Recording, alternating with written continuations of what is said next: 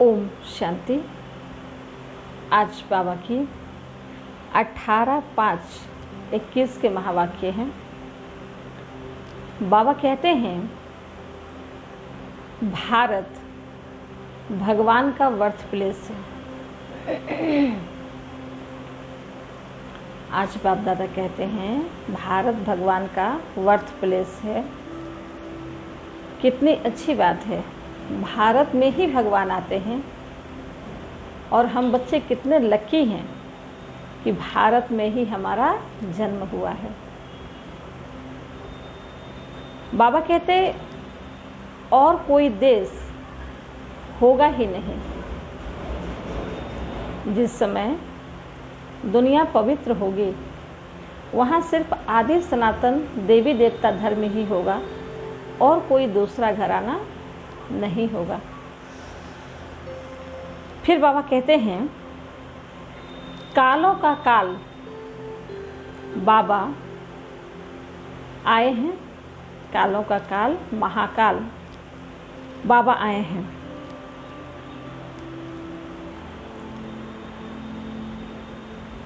फिर बाबा मातेश्वरी जी को भी आज याद कर रहे हैं।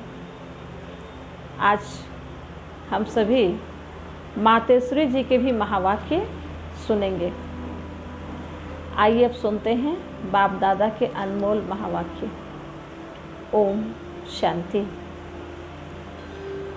आज बाप दादा कहते हैं, मीठे बच्चे, कालों का काल बाबा आया है तुम्हें काल पर जीत प्राप्त कराने। मन मनाभव के मंत्र से ही तुम काल पर जीत पाएंगे। प्रश्न, रूहानी बाप तुम रूहानी यात्रियों को कौन सी एक विशेष शिक्षा देते हैं? रूहानी बाप तुम रूहानी यात्रियों को, बाप भी रूहानी, परमात्मा, हम बच्चे भी रूहानी यात्री, आत्मा। तो आज बाप दादा हम रूहानी यात्रियों को कौन सी शिक्षा देते हैं? उत्तर में बाबा कहते हैं, हे रूहानी यात्री, तुम देह अभिमान छोड़ देही अभिमानी बनो। बाबा कहते हैं कि देह अभिमान में आए तो बहुत परेशानियों का सामना करना पड़ा, और फिर अब बाबा क्या सिखा रहे हैं? देही अभिमानी बनो, बाप के साथ रहो तो सारी परेशानी से मुक्त हो जाएंगे। रावण ने आधा कल्प से तुम्हें देह अभिमानी बनाया, अब आत्म अभिमानी बनो। अब संगम पर आत्म अभिमानी बनना है। यह रूहानी ज्ञान सुप्रीम रूह ही तुम्हें देता और कोई दे नहीं सकता। गीत बजा है, ओम नमो शिवाय। ओम शांति। बच्चों ने अपने बाप की महिमा सुनी, गाया भी जाता है, ऊंच ते ऊंच भगवान। वह है सब बच्चों का बाप, बाकी जो भी है आपस में सब ब्रदर्स हैं और सबका बाप भी एक है, वह है शिव बाबा। बाप ने समझाया है, हे बच्चे, हे बच्चों, भक्ति मार्ग में तुमको दो बाप है, लौकिक बाप और पारलौकिक बाप। रचयिता से रचना को वर्षा मिलता है, वह है हद का वर्षा। रचयिता जो माता पिता जन्म देते हैं उनसे बच्चों को वर्षा मिलता है, तो बाबा कहते वह है हद का वर्षा, यह है बेहद का वर्षा। बेहद का बाप तो एक ही है जिससे बेहद का वर्षा मिलता है, वह है निराकार, उसका नाम है परम पिता। परमात्मा शिव कहते भी हैं, शिव परमात्माय नमः। वह है ऊंचते ऊंच तुम्हारी बुद्धि चली जाती है निराकार बाप की तरफ। वह रहते हैं परम धाम में। बाबा कहते जहाँ से तुम आत्माएं आती हो बाप भी वहाँ ही रहते हैं। वह है ही सर्व का सद्गति करने वाला। बाबा भगवान सर्व का सद्गति करने वाला है। उसमें भी भारत परम पिता परमात्मा का बर्थ प्लेस है। शिव जयंती भी यहाँ मनाते हैं। उस रूहानी बाप को ही ज्ञान का सागर, पतित पावन, लिबरेटर, गाइड कहा जाता है। वही दुख हरता सुख करता है। यह भारतवासी जानते हैं यह दुख धाम है। भारत ही सुखधाम था। बाप बच्चों को बैठ समझाते हैं। हे भारतवासी, तुम विश्व के मालिक थे जबकि तुम्हारा आदि सनातन देवी देवता धर्म था। जब हमारा आदि सनातन देवी देवता धर्म था तो हम बच्चे विश्व के मालिक थे। देवी देवता धर्म श्रेष्ठ कर्म। अब यह धर्म भ्रष्ट कर्म भ्रष्ट बन गए हैं। अपने को पावन देवता कहला नहीं सकते। कलयुग अंत तक भक्ति मार्ग चलता है। इसमें ज्ञान होता नहीं। ज्ञान से होती है सद्गति। सर्व का सद्गति दाता बाप जब तक ना आए तब तक सद्गति हो न सके। बाप कहते हैं मैं कल्प कल्प के संगम युग पर आता हूँ आप बच्चों को सद्गति देने। इस समय है ही पतित दुनिया, पावन एक भी होता नहीं। भल सन्यासी पवित्र बनते हैं परंतु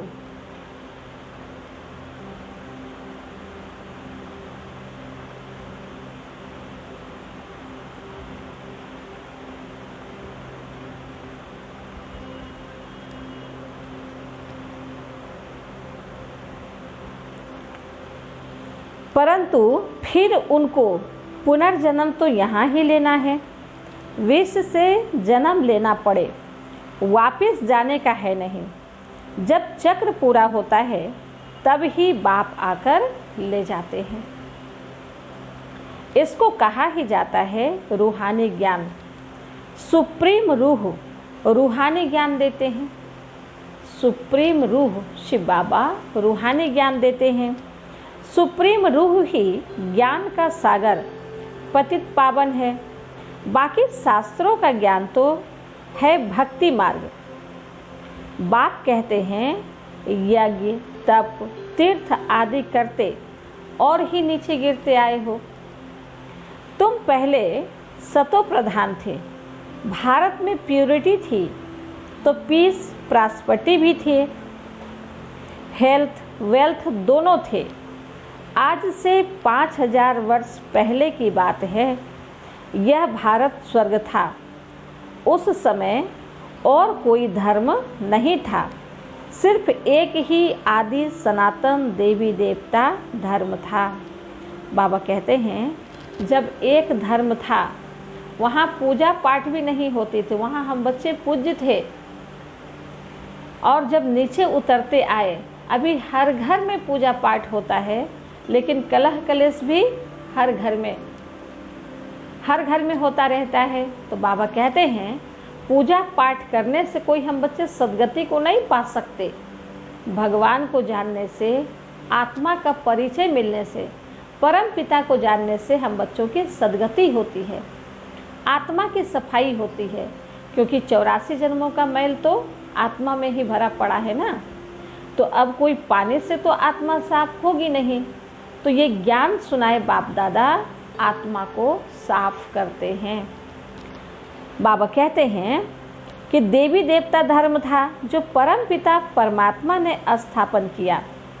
स्वर्ग की स्थापना तो वही करेंगे, मनुष्य तो कर ना सके। ऐसे तो नहीं कहेंगे कृष्ण रचयिता है, नहीं, रचयिता एक ही निराकार शिव है, बाकी है उनकी रचना। रचयिता से ही रचना को वर्षा मिलता है। रचयिता शिव बाबा से ही हम बच्चों को वर्षा मिलता है। जैसे लौकिक बाप भी जन्म देते तो वर्षा देते हैं, वैसे शिव बाबा आत्मा का ज्ञान देते हैं और फिर वर्षा देते हैं। तो कौन सा वर्षा? सतयुगी बादशाही, 21 जन्म की बादशाही। लौकिक पिता तो 1 जन्म की बादशाही देते हैं, बाकी परम पिता परमात्मा 21 जन्म की बादशाही देते हैं। बाप समझाते हैं, मैं तुम्हारा बेहद का बाप हूँ, तुमको बेहद का वर्षा देता हूँ। 21 जन्मों के लिए सूर्यवंशी चंद्रवंशी पवित्र धर्म स्थापन करता हूँ। ब्राह्मण धर्म है चोटी, सबसे ऊंच है रूहानी बाप। रूहों को आप समान बनाते हैं। बाप ज्ञान का सागर, सुख का सागर है, तो तुमको भी बनाते हैं। भारत ही सुखधाम था, अभी तो दुखधाम है। भारत ही सुखधाम था कब? जब सतयुग और त्रेता था तब भारत सुखधाम था, और अभी द्वापर और कलयुग से फिर दुख होता आया तो दुखधाम हो गया। बाप कैसे आते हैं यह किसको भी पता नहीं है। सतयुग आदि से कलयुग अंत तक यह सारी हिस्ट्री ज्योग्राफी भारत की है। यह लक्ष्मी नारायण कितने हेल्दी वेल्दी थे, कभी बीमार नहीं पड़ते थे। अभी काल पर विजय पाने शिक्षा ले रहे हैं। अभी लक्ष्मी नारायण भी काल पर विजय पाने शिक्षा ले रहे हैं। जिसको कालों का काल महाकाल कहा जाता है, वह तुमको काल पर विजय पहनाते हैं। नाम भी सुना, शिवाय नमः। तुम ऐसे तो नहीं कहेंगे परमात्मा सर्वव्यापी है, कुत्ते बिल्ली में है। इसको कहा जाता है धर्म की ग्लानि।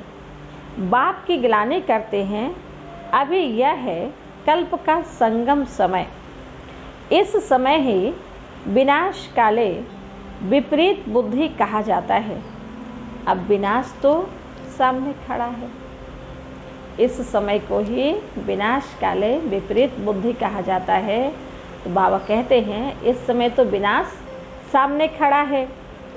गीता में भी लिखा है, यादव कौरव पांडव क्या करत भय।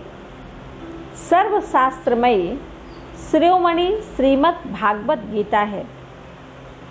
उनसे ही फिर और शास्त्र निकले हैं। तुम जानते हो गीता है डीटी धर्म का शास्त्र। बाप कहते हैं मैं आता हूँ, तुमको शूद्र से ब्राह्मण बनाता हूँ, फिर सो देवी देवता बनाता हूँ, फिर तुम क्षत्रिय वैश्य शूद्र बनते हो। बाप समझाते हैं तुम 84 जन्म कैसे लेते हो। सबसे जास्ती जन्म जरूर वह लेते हैं जो पहले पहले सतयुग में आते हैं। तो सबसे पहले कौन आते हैं सतयुग में? ब्रह्मा की आत्मा श्री कृष्ण के रूप में आते हैं। तो 84 जन्म उनका एक्यूरेट होता है। तो बाबा कहते हैं मैक्सिमम 84 जन्म लिए हैं।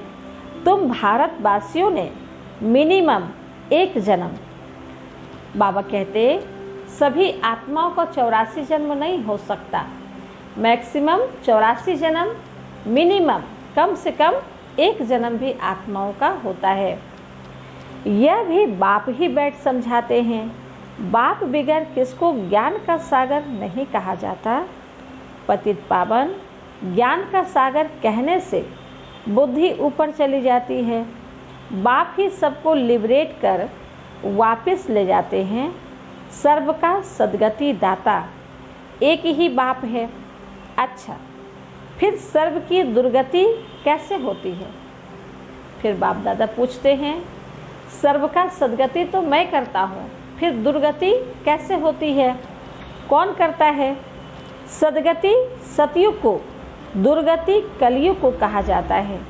बाप कहते हैं, मैं कल्प कल्प तुम बच्चों को आकर सद्गति देता हूँ।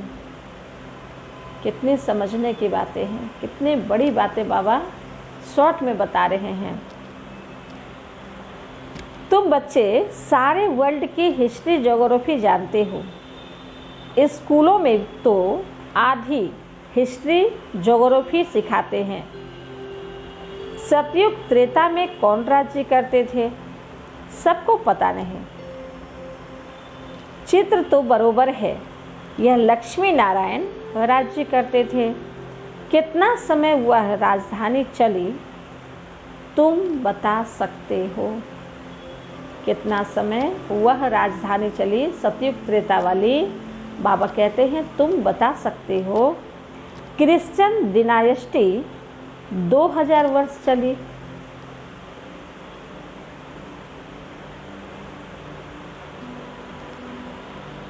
बौद्ध डिनायस्टी इतना समय चली। इस्लामी इतना समय चली। उनके आगे फिर चंद्रवंशी थे जो 1250 वर्ष चले।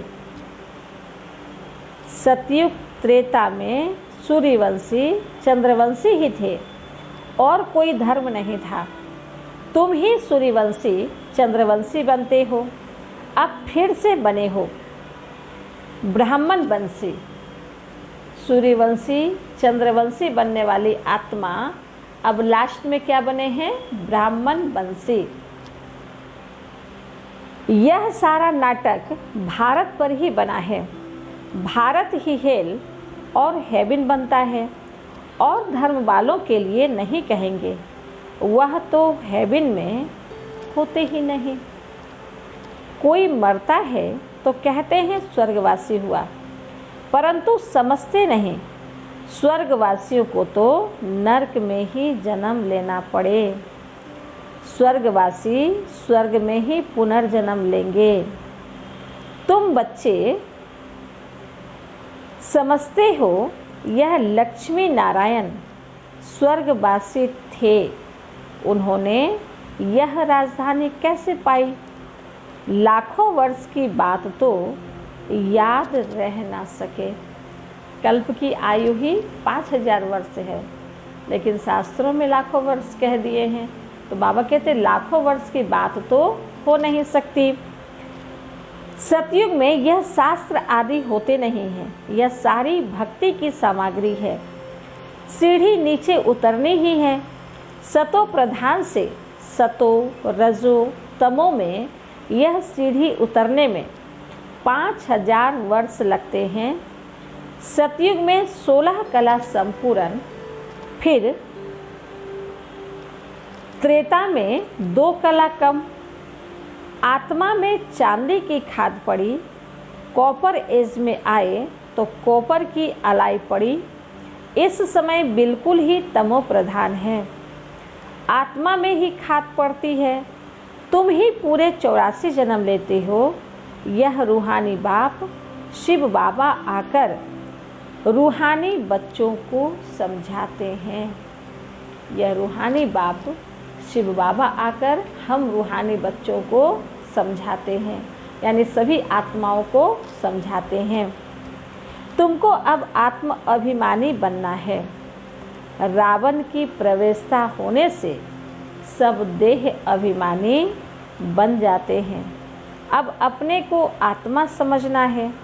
हम ही 84 जन्म ले भिन्न भिन्न पार्ट बजाते आए हैं। अब 84 का चक्र पूरा हुआ।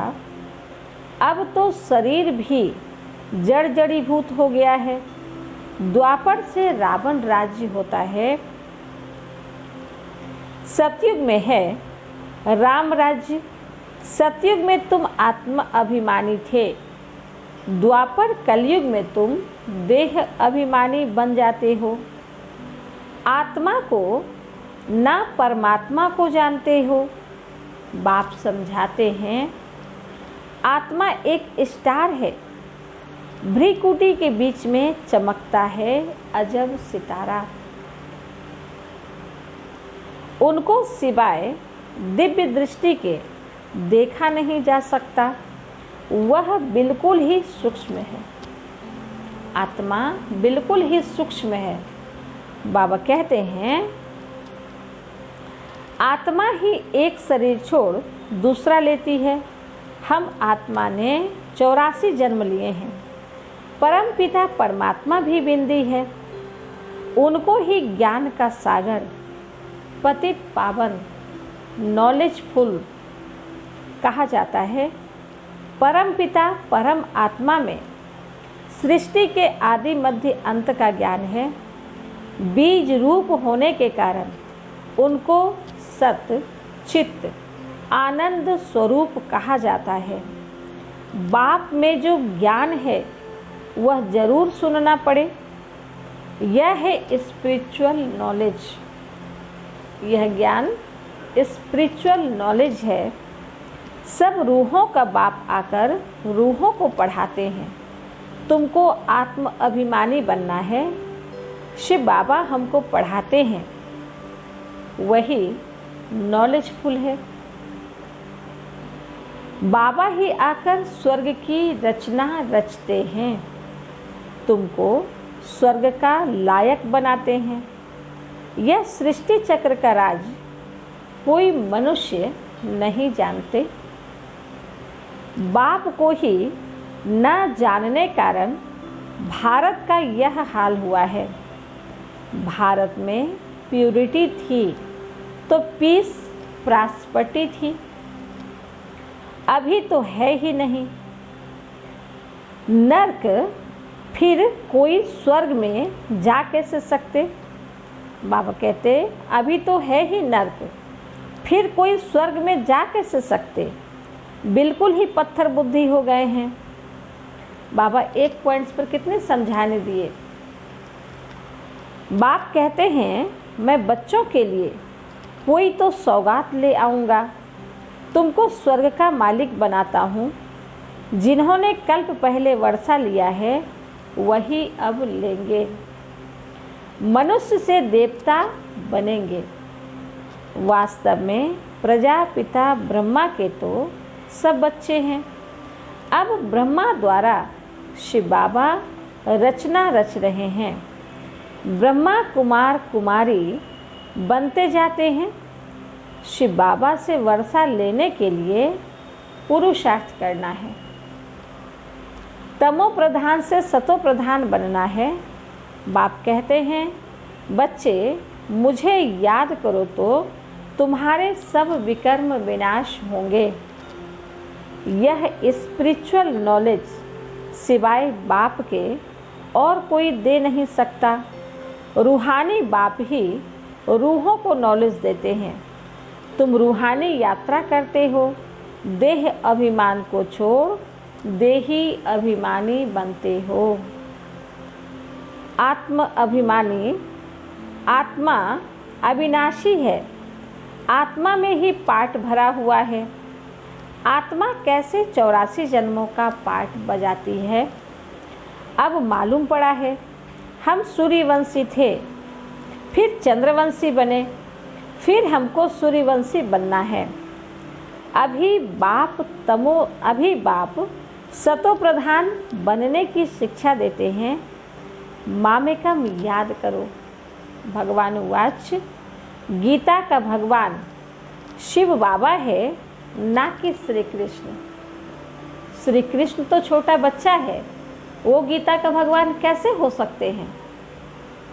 गीता का भगवान शिव बाबा हैं, कोई श्री कृष्ण नहीं। बाबा कहते कृष्ण की आत्मा भी अब सीख रही है। तो कृष्ण की आत्मा कैसे सीख रही है? ब्रह्मा बाबा के तन द्वारा।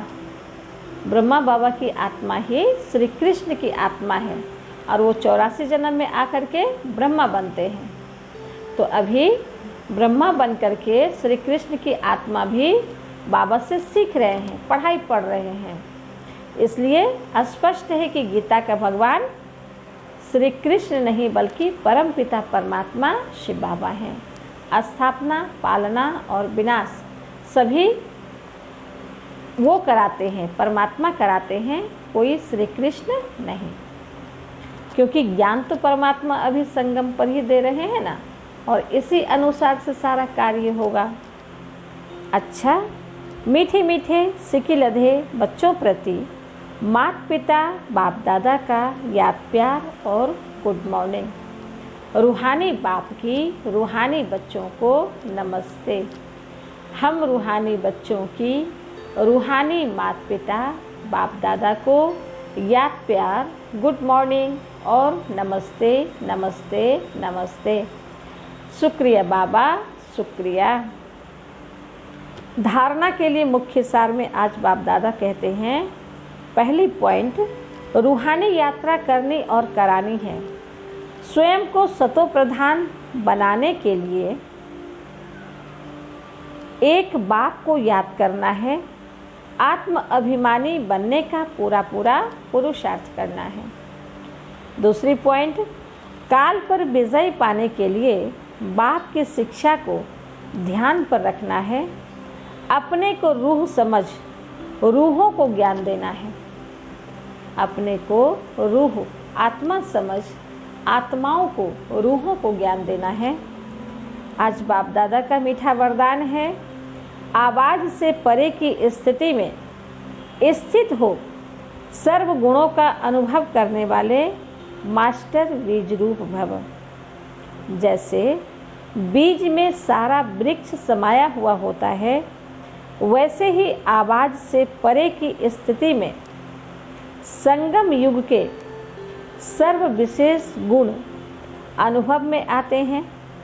मास्टर बीज रूप बनना अर्थात सिर्फ शांति नहीं, लेकिन शांति के साथ ज्ञान, अतीन्द्रिय सुख, प्रेम, आनंद, शक्ति आदि आदि सर्व मुख्य गुणों का अनुभव करना।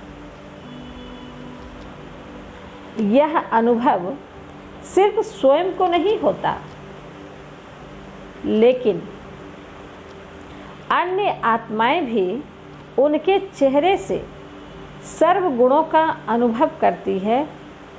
एक गुण में सर्व गुण समाये हुए रहते हैं। एक गुण में सर्व गुण समाये हुए रहते हैं। स्लोगन, अच्छाई धारण करो लेकिन अच्छाई में प्रभावित नहीं हो जाओ। अच्छाई धारण करो लेकिन अच्छाई में प्रभावित नहीं हो जाओ। आज बाप दादा मातेश्वरी जी के अनमोल महावाक्य भी सुना रहे हैं। आज मातेश्वरी जी के अनमोल महावाक्य हैं जो बाबा की मुरली से मातेश्वरी जी एक पॉइंट से मुरली तैयार करती थी। आज मातेश्वरी जी के अनमोल महावाक्य सुनते हैं। मुरली का सार है, जिसका साथी भगवान है उसको क्या रोकेगा आंधी और तूफान। स्थापना के कार्य में शुरू में बहुत परेशानियों का सामना करना पड़ा था, क्योंकि निश्चय होने में तो थोड़ा टाइम लगता है ना। ये यूनिक ज्ञान है, नया ज्ञान है, सबसे अलग। तो जिसको निश्चय हुआ उसको हिलाना बहुत मुश्किल हो गया, और जिसको निश्चय नहीं हो पाया वो बहुत विघ्न डाले। तो निश्चय बुद्धि वाली आत्मा मम्मा परफेक्ट थी। मम्मा हाजी का पाठ बजाती थी। मम्मा को निश्चय था कि भगवान हमारा साथी है और भगवान का ये सत्य ज्ञान है। तो मम्मा बहुत सामना की, बहुत ऐसी परिस्थिति भी आई जिसका सामना मम्मा को करना पड़ा और बहुत सारे ब्राह्मण बच्चों को करना पड़ा। तो आइए सुनते हैं मम्मा मातेश्वरी जी के अनमोल महावाक्य। जिसका साथी है भगवान, उसको क्या रोकेगा आंधी और तूफान। देखो, यह गीत सिद्ध करता है कि आत्मा और परमात्मा दो चीज है, ना ईश्वर सर्वव्यापी है, क्योंकि जिसका साथी है ईश्वर, वो हाजिर होते हुए फिर भी सृष्टि में इतना दुख क्यों? मनुष्य इतने कंगाल मोहताज क्यों? परमात्मा तो सुख स्वरूप है, तो सर्वव्यापी परमात्मा कहना गोया परमात्मा की इंसल्ट करना। भगवान के हाजिर होते दुनिया सुख स्वरूप होनी चाहिए, वह दुख स्वरूप। फिर परमात्मा को पुकारने की दरकार क्यों? कहते हैं कि जब भगवान सर्वव्यापी है तो सबको सुखी होना चाहिए, फिर दुख क्यों? और जब दुख है तो परमात्मा भगवान सर्वव्यापी नहीं हो सकते। तो मम्मा इस बात को स्पष्ट कर रहे हैं। तो इस समय माया सर्वव्यापी है ना कि परमात्मा हाजिर है? परमात्मा सिर्फ एक बार संगम पर आता है, तब उनको हाजिर नाजिर कह सकते हैं। बाकी उनकी याद सबके दिलों में जरूर व्यापक है, क्योंकि संगम पर तो सभी आत्माएं भगवान से पढ़ते हैं। भले वो फर्स्ट जन्म में ना आ पाए, लेकिन पढ़ाई तो सब पढ़ते हैं ना। तो बाबा कहते हैं सबके आत्मा में भगवान बसे हुए हैं। भले ना जाने, उनका सत्य परिचय ना हो, लेकिन फिर भी दुख में भगवान को जरूर पुकारते हैं। शरीर को चलाने वाली शक्ति तो हर एक में भिन्न भिन्न संस्कार वाली आत्मा है, ना कि परमात्मा है। अब विचार करना है कि परमात्मा का साथ क्यों लिया है। इस माया के आंधी और तूफान से पार होने के लिए तो जरूर कोई माया का तूफान है, जिससे पार होने के लिए उस परमात्मा का साथ हम आत्माएं मांगते हैं। आंधी और तूफान जरूर है माया का, तभी तो परमात्मा का साथ मांगते हैं, भगवान को भक्ति में बुलाते हैं। तो मम्मा सुनाते हैं, माया की उलझन होती ना उनका साथ लेने के लिए याद करना पड़ता, ना माया की उलझन होती, ना उनका साथ लेने के लिए प्रार्थनाएं आदि करनी पड़ती। तो हम आत्माओं और परमात्मा दोनों का इस खेल में पार्ट है। तो जब परमात्मा आता है तो उसका पूरा साथ ले उनका हो जाना है, तब ही माया के तूफान से छूट पाएंगे। भल वो सबका सुखदाता है, परंतु जो प्रैक्टिकल में उनका सहारा लेते हैं उन्हों को ही साथ मिलता है। तो उन बच्चों को एक्स्ट्रा प्राप्ति होती है। भल वो दुनिया के अंदर आए उपस्थित हुए हैं, परंतु ओहो आश्चर्यवत सुनंती, आश्चर्यवत दुनिया इनको ना जानने के कारण इनका साथ नहीं लेती है। अगर इनका पूरा साथ पकड़ ले तो मदद देने में मशहूर है। अगर परमात्मा का पूरा साथ पकड़ ले तो मदद देने में मशहूर है, क्योंकि अभी भगवान हम बच्चों को मदद ही तो देने आए हैं ना, दुख से छुड़ाने ही तो आए हैं ना। तो बाबा कहते हैं कि बच्चे, भक्ति में आप बहुत ये समझ लिए कि भगवान परमात्मा श्री कृष्ण है, श्री कृष्ण ही भगवान है।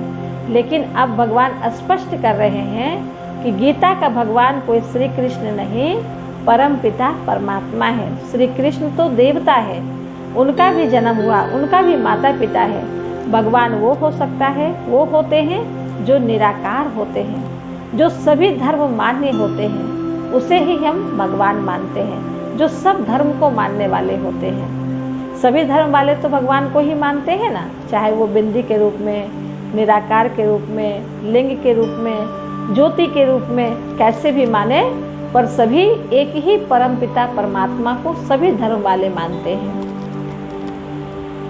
मम्मा कहते हैं, आश्चर्यवत दुनिया इनको ना जानने के कारण इनका साथ नहीं लेती है। अगर इनका पूरा साथ पकड़ ले तो मदद देने में मशहूर है। कहते हैं, एक कदम तुम आगे बढ़ो तो 10 कदम आगे आएंगे। परमात्मा का वायदा है कि बच्चे एक कदम अगर आगे बढ़ते हैं तो हम बाबा हम बच्चों की 10 कदम मदद देते हैं, साथ देते हैं आगे बढ़ने में। लेकिन हिम्मत का एक कदम तो पहले हम बच्चों को उठाना है, फिर बाबा का मदद और साथ मिलेगा। तो वो संपूर्ण वर्षा देते हैं जिसमें कोई अपूर्णता नहीं होती। अच्छा, ओम शांति शांति शांति।